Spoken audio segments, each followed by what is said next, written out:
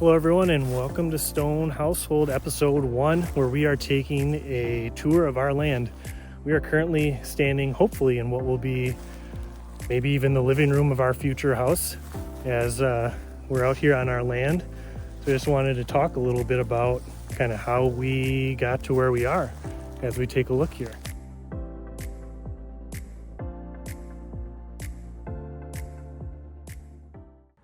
As we take a look over the land here, I just wanted to highlight that this was actually not our first piece of land that we were planning to build on. So a few years ago, we had actually purchased a 1-acre lot outside of town that we were looking to build on and had been developing our plans for that space, as we kind of in the back of our mind kept our eyes open just in case something popped up that really caught our eye. As we were planning our build on that 1-acre lot, we kind of realized with some of the things we were trying to do with the side entry garage and our 1-story sprawling a little bit more space, that it was going to maybe be a little bit more tight than we anticipated. And as the owners of the neighboring lot put up their house and their land or their build came right up to the edge of the property line, we realized that was going to be even more challenging.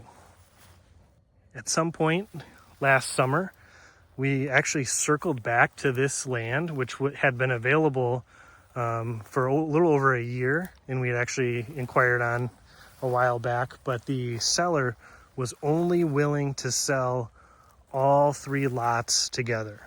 So you'll see that this that we're looking at off this direction, that's our second lot that we are still going to own. I'm standing on the first lot that we own.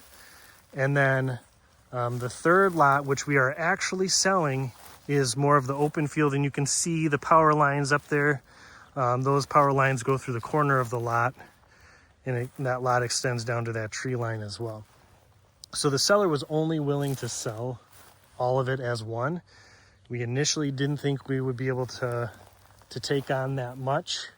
But with some consideration and kind of our ultimate desire to have more land to build on, we decided to put in an offer and they accepted it.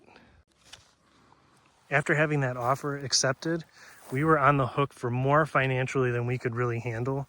So we quickly turned around and we ended up listing that third lot for sale just a few weeks ago. And we had an offer within a day that actually helped us recoup close to half the cost that we invested in total on this land. So it's going to put us in a good spot financially to be able to move forward with building and keeping the 2 lots with 6 acres of land over all 3 lots with 9 acres. So we're going to have quite a big chunk of land that we're going to be able to do a lot with in the future. And that's going to be a part of future projects too.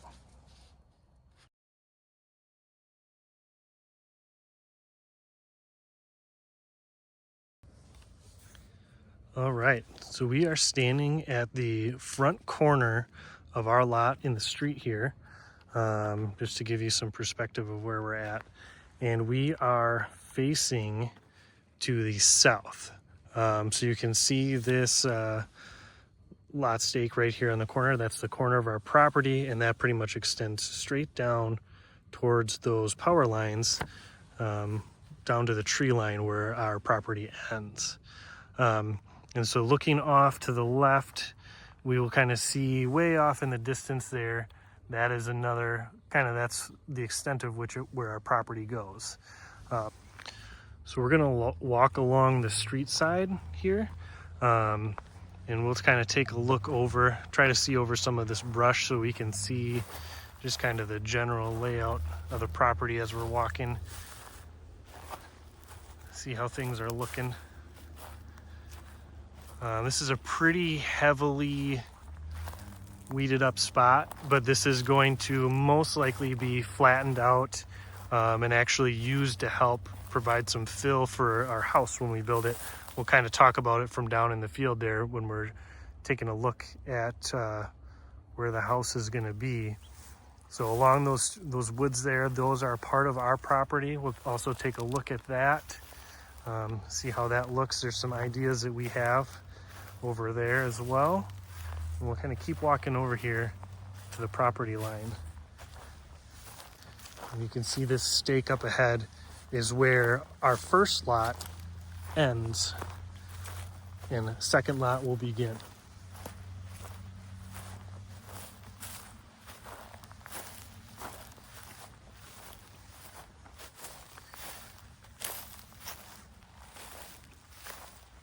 So as we look down again towards those woods, those woods are on our property here.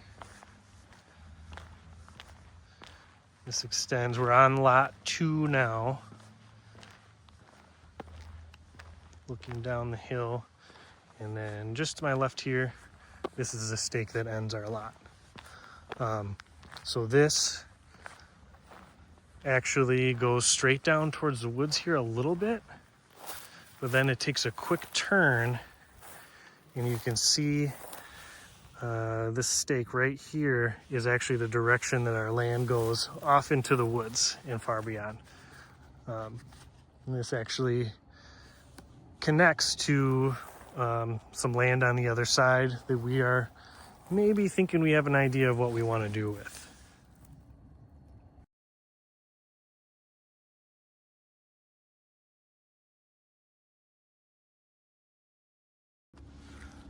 Okay, so talking about how we kind of want to lay out our house here and how we want things to set up is we're hoping to start our driveway on this front corner of the lot and kind of bring it down the hill at an angle here into the house. So we're hoping to do a side entry garage. Our house is going to actually face up towards the road up here. So with a side entry garage, that allows us to kind of lessen the slope down our hill directly into our garage. So you kind of tell, or you can tell how much I'm dropping down at the angle on this hill, that it is fairly steep. So that's going to present one of our main challenges for building our house. So as we just get down past this initial drop here, this is kind of the area where we're thinking that we want to place the house.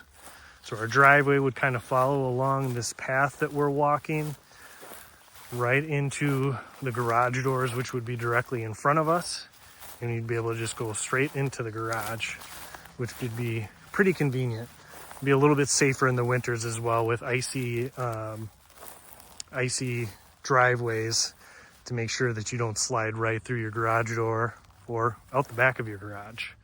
So this is the area here where we would be looking at putting our house. And then this mess of growth, we had an excavator come out, take a look at it, and his suggestion, or his plan most likely with it, was to use a lot of that, kind of dig that down, make it into a more level front yard, and use that to kind of fill in around the house. So it would be a much better curb appeal, I would say. So as you can see, we are going to have quite a bit of yard space, a lot of grass to deal with, and with that comes mowing. So one of our challenges that we're going to face, especially as you look up towards the road here, is how steep this hillside is. So that brings us to our first community question of the series. What kind of lawnmower would you recommend for mowing a space this size on a hill this steep? Bonus points if you have an idea of a lawnmower that could handle this, that also comes with a snowblower attachment that could handle some Wisconsin winters in taking care of the snow.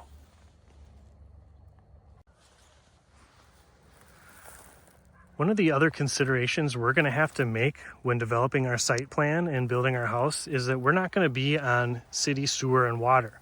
So we're going to have to drill a well and put in a septic tank for our sewage in order to take care of the water and sewage needs of our house. And because I know more about this area that we're building, I know that there's a lot of clay underneath us and in this hillside. So we're more than likely going to be doing a mound system for our septic tank, which means that that's going to kind of rest on top of the clay foundation, and it's going to actually have to be filled over top with some looser soils to allow that drain field to absorb the waste that comes out of our house. That can be a little bit more expensive, present a little more challenge when you have that hill in your yard. But obviously, with us going so far downhill, having a little bit of an uphill slant in our yard at some point probably won't be the worst thing. So I've heard of some people actually taking advantage of that and actually leveling off that to the top of the septic tank to provide a little bit of a level spot in their yard, which might be something worth considering on our end to make sure we have a little bit of a flat area in our backyard in the future for kids to play on, or just for being out in the space and not feeling like we're always walking up and down hill. Additionally, we are going to have to look at potentially drilling in some aspects for a geothermal system. We are considering doing geothermal for our in-home heating and cooling, which involves drilling some lines for water to go down into the earth and pull out that heat or that cold and use that to circulate in your house to heat and cool, as opposed to a traditional furnace. Obviously, looking at this view and this slope with the house, we're going to have some pretty awesome opportunities to do a walkout basement off the back of our house, and then we're hoping to do a nice big deck off the back of the house as well that overlooks the valley and kind of has this nice view all year round. I mean, it's midwinter right now. Obviously, this would typically be covered with snow, but we're unseasonably warm. But everything's nice and green in the summer, and then we get those awesome fall colors. We're going to have quite a view, which is going to be awesome.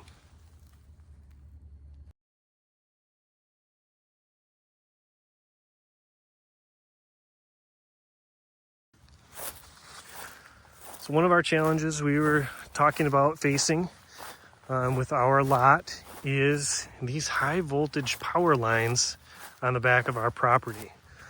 So we knew, kind of looking in, we were able to find out what these easements are quite a bit. This high voltage line on the back of our property has an 80-foot easement, which spans throughout the line. So it should be about 40 feet from the center of the lines. And obviously, people have concerns about building so close to these lines. So one thing we did is we kind of did a little bit of research into what some of the potential issues are, and a lot of that stands or connects to the electromagnetic fields that these lines put off. So what we did is actually made an investment into an EMF detector that we brought out here, and we took some readings before we made an offer on the land. We looked at what are some typical EMF levels in households. We brought out the EMF detector and we did some readings as we were walking the road and actually walking down to where we want to put our house, and found that the EMF levels were actually pretty low in that area up near the road. And that's actually not too bad even as you walk closer to them. They're at a pretty low level, pretty acceptable level for living near. All right, so we are in that back left corner of our lot, or this would be lot 2, I should say. This land that goes through here under these power lines is all part of our property. So you can see ahead where it kind of clears out up there. That's about where our property ends, and you run into a farm. But actually just to the right of it, you can kind of see that white house there. Even to the right of that, there is a park built. It's not too far away. It's just on the other side of those trees. There's some open field to play in and a park off that direction, which kind of brings us the idea that there might be some potential to clear out a bit of a path here that our family could walk through to get to that park easier than walking all the way around the road, which would probably be closer to a mile worth of walking.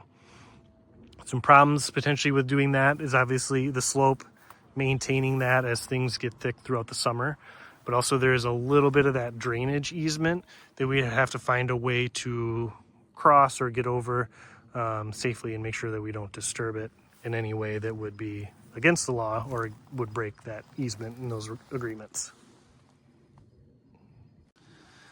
I just wanted to add a quick quick view here from near the bottom of our land to show how steep this hill is from another angle. My phone is pretty much level at this point, so you can see kind of from the bottom here how much that rises well above our head. So quite a significant slope to it, just to get another look. We're just over by the woods on that left side of our property here. Just walking by here, you can see a trail coming through the woods there. Definitely a deer trail. So we're looking forward to having some wildlife come through our property and being able to see those deer, you know, on summer and fall evenings. Should make for quite a great view.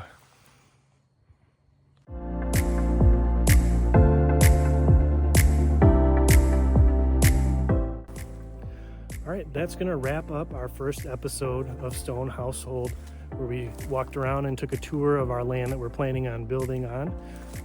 If you had a good time hanging out and want to keep getting updated when we drop new videos and talk more about our building process, hit that subscribe button. Next episode, we are going to take a look at our house plans and what we're looking at doing, and hopefully get some feedback from all of you who are watching, see if there's anything you would recommend, especially after getting an idea of what our land looks like. You may see something that we're not seeing yet.